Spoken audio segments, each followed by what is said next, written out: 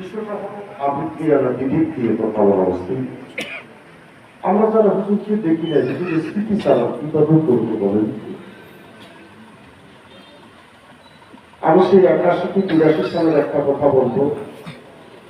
সান্দিয়াপাড়া নোয়াবাড়ির সামনে, নোয়াবাড়ি হাবিসপুরের কাছারির সামনে যে মাহফিলটা হয়েছিল, চান্দিয়াপাড়া থেকে যারা আছেন তারা কি বলতে পারবেন?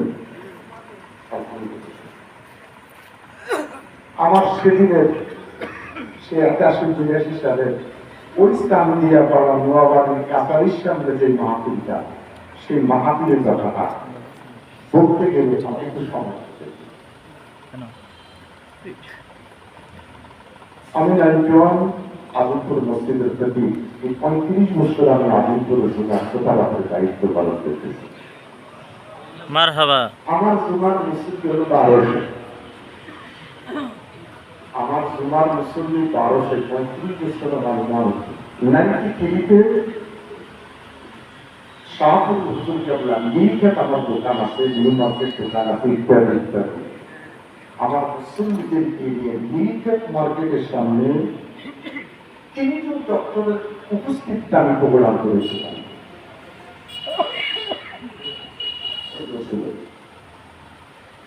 একজন ডক্টর আলী হাজার, একজন ডক্টর আবু বকর, ঢাকা ইউনিভার্সিটির 2 জন ডক্টর।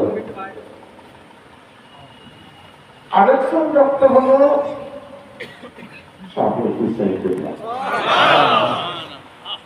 এটা কথা বলি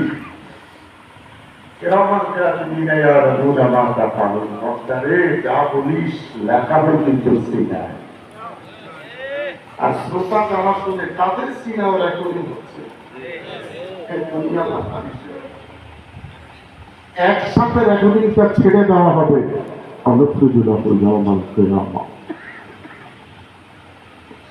সেদিন আলোচনাতেই ছিল 3 ডক্টরের উপস্থিতিতে আজকের বক্তব্য।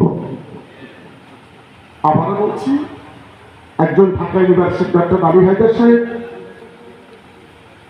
আরেকজন ডক্টর আবু বকর সাহেব, আরেকজন ডক্টরের আজকে 4 স্মরণের সভা করতে আসছেন।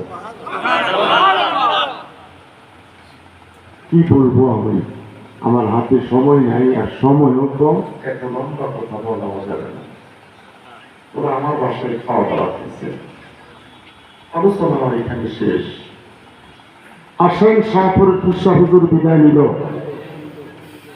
আজকে হুজুরকে আপনারা মাদ্রাসায় দিয়েছেন। আমি মাগরিব পরে আমার ছাত্র শিক্ষকদেরকে নিয়ে একটু কথা বলেছিলাম।